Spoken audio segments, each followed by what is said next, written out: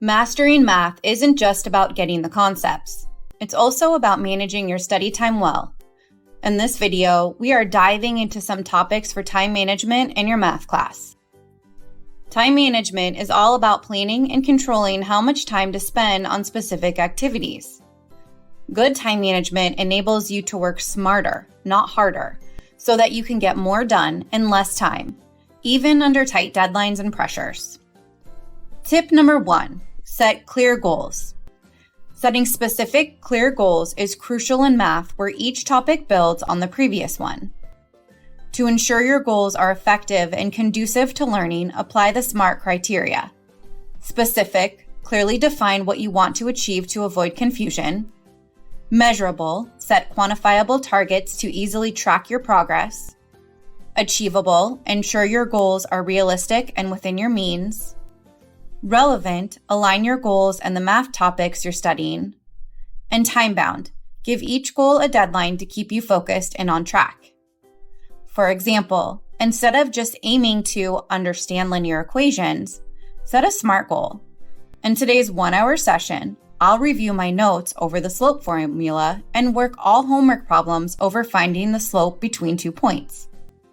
This goal is specific, just finding the slope between 2 points.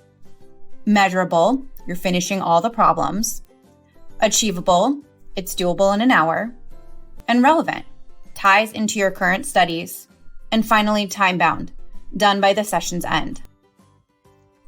Tip number 2, prioritize wisely. In math, the order you learn concepts is key since each topic builds on the last. A great way to sort your math tasks is using the Eisenhower box, which divides them into 4 categories. Urgent and important, do now. These are tasks with immediate deadlines like next day homework or tests. Important but not urgent, schedule.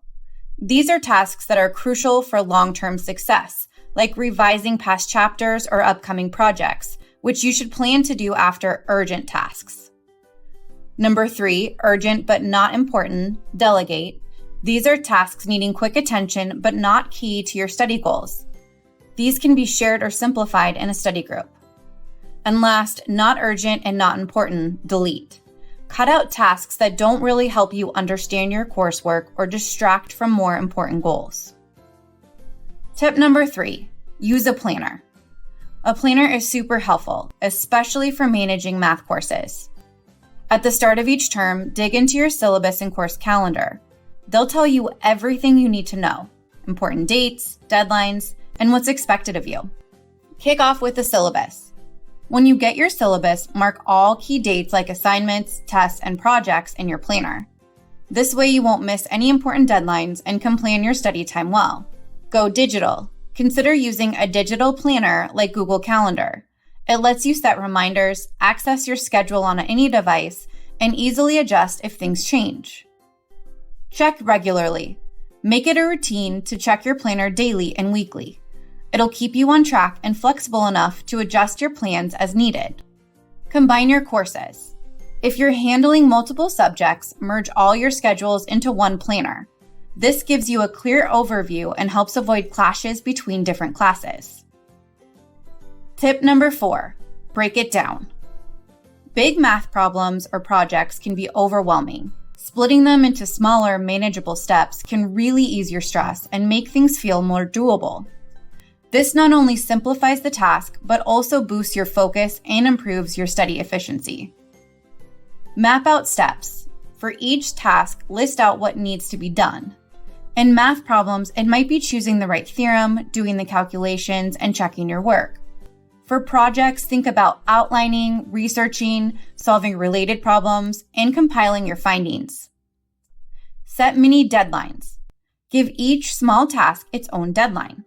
This keeps your pace steady, avoids last-minute panic, and lets you check your progress regularly. It's also great for staying motivated. Use visuals. A flowchart or checklist can help you see the steps and your progress. Visual aids are super handy for complex tasks and guide you along the way. Time it right.